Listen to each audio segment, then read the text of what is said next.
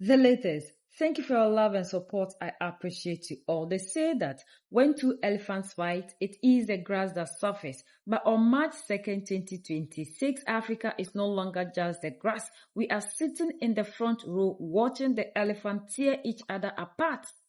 Welcome to the latest. Gen 1. The world you knew on February 28th is dead. The assassination of the supreme leader in Operation Epic Fury was not just a strike on Iran, it was a hammer blow to the very foundation of the 20th century world order. The masters in Washington and Tel Aviv thought they were ending a threat, but as they gather in the UN Security Council today, they realized they didn't end a threat, they started a war. And it's not just with Iran. Today, the ancient civilization of China stood up at the UN, looked the West in the eye, and told them the era of you choosing who lives and who dies is over.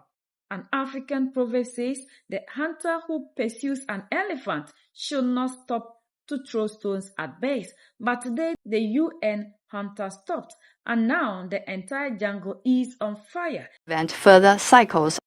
IAEA directed to armed attack, to military attack at the peak of an active negotiating process. The hypocrisy of our European colleagues knows no borders. And these aren't even double standards. It's a parallel reality. The other side of the looking glass. In the English language, there's an ideal term to describe the situation: victim blaming. One gets the impression that London, Paris, and Berlin are living within illusions that they have created for themselves and are broadcasting to the world. However, attempts to mislead the international community are doomed to fail. Any common sense person will fully well understand who is responsible, who bears responsibility for this latest uncontrolled escalation.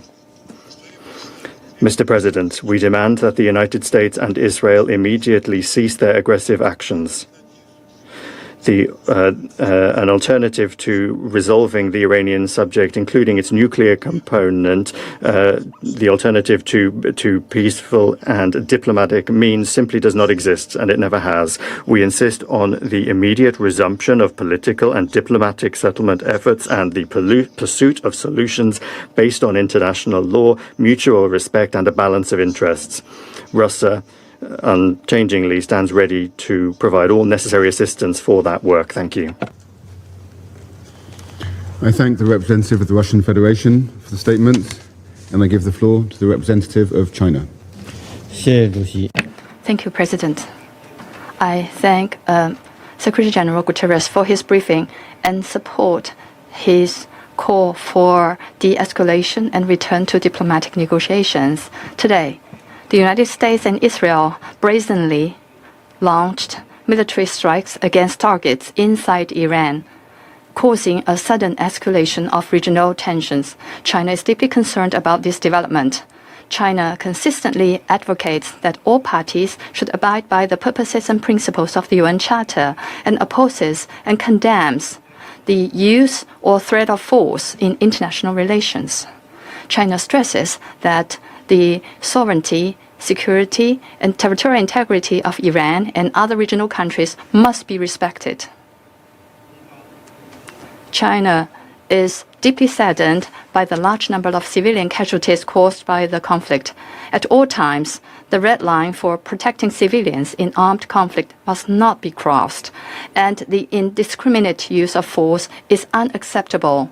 China calls on all parties to fulfill their obligations under international law, including international humanitarian law, effectively ensure the safety of civilians and avoid attacks on civilian facilities. The use of force is not the right way to settle international disputes. It only intensifies hatred and confrontation. The escalation and spillover of tensions in the Middle East serves no one's interests. Dialogue and negotiations are the only way to resolve differences. China calls on an immediate cessation of military actions to prevent further cycles of escalation. The military strikes occurred at a time when the US and Iran were engaged in diplomatic negotiations, which is shocking. The parties concerned should demonstrate political sincerity, resume dialogue and negotiations as soon as possible, and return to the right track of a political solution. China stands ready to work with the international community to advance peace efforts and help restore peace and stability in the Middle East at an early date. I thank you, President. I thank the representative of China for the statement, and I give the floor to the representative of Colombia. Mr. President, I'd like to thank the United Kingdom in its capacity as President of the Security Council for the prompt convening of this emergency meeting at the request of several countries, including Colombia. We would also like to thank the Secretary General for the information shared, and we welcome the delegations participating at this meeting. Colombia is taking the floor guided by an essential conviction. The protection of human life must always be at the heart of international decisions. And we're also equally convinced that the United Nations Charter is binding. Colombia reaffirms its unequivocal defense of international law and of the purposes and principles of the Charter, international peace and security, the peaceful settlement of disputes, the prohibition of the use or the threat of the use of force, the sovereign equality of states, respect for the sovereignty, territorial integrity, and political independence of all states, and non-intervention. Mr. President, we are facing a serious military escalation that threatens to spill over into a regional confrontation with unpredictable consequences. The use of force and the logic of reprisals are substituting diplomacy, dialogue, and law. In the face of this alarming situation, we condemn any military action that is contrary to the Charter, wherever it comes from. Our country has been consistent in this organization and in this council. No state may unilaterally claim the right to attack another in order to impose regime change, and that principle does not depend on who the actor is, as it is a pillar of the international order. The prohibition of the use or threat of force enshrined in the Charter does not admit selective interpretations. When that principle is violated, international security does not prevail. The law of the strongest takes over. This is the moment the world split two. To understand why China roars, we first have to understand the theater of the UN. It is supposed to be the world's temple of peace, but in reality, it has often been a stage for deception. We must look back to understand the true pattern of power. Think back. In 1961, the Congo, the very first democratically elected leader, Patrice Lumumba, was assassinated. Watch! It happened. The same masters who controlled the UN Security Council. They didn't protect Lumumba. They wanted him out of the way. The UN peacekeepers watched while Lumumba was betrayed. That was the moment many in Africa realized the UN was not built to protect our sovereignty. It was built to protect their power. When Ambassador Fung Kwong stood up today, he wasn't speaking into a vacuum. He was speaking into 60 years of Western regime change. Fung Kwong called the strikes on Tehran a flagrant violation and illegal. He used the word assassination. He reminded the council of another proverb: a river that has forgotten its source will soon dry up. The UN, he said, has forgotten its source, which is Article 2 of its own charter, the sovereign equality of nations. The US and Israel argue self-defense. They said Operation Epic Fury was necessary to stop a threat, but China countered with the simple truth: you cannot bomb a capital while your own diplomats are supposedly in Oman negotiating peace. The Chinese argument was brutal. Western diplomacy is a weapon, and Operation Epic Fury was an alive one.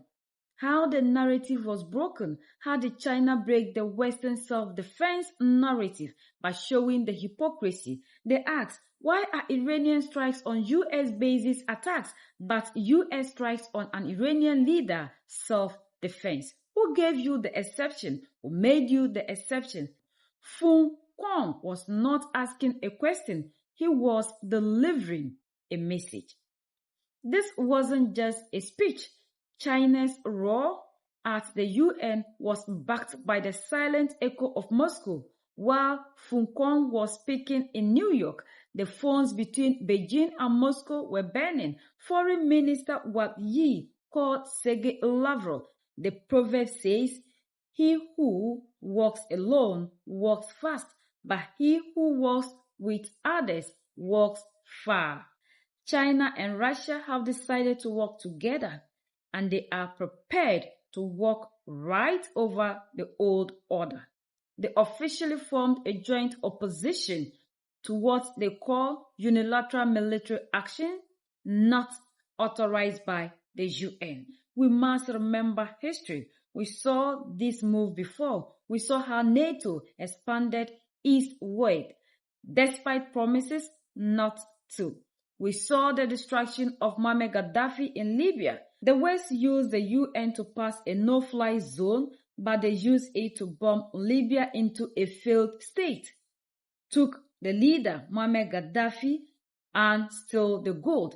China watched Libya, Russia watched Libya, and today with Iran, they are saying never again. You will not use the UN to mask another regime change. China revealed today that they are ready to take action. They are providing Iran with intelligence and support and have warned their own citizens to evacuate immediately from both Israel and Iran, signaling that they expect a full-scale world war. This is not just West at the UN. This is a preparation for a global fire.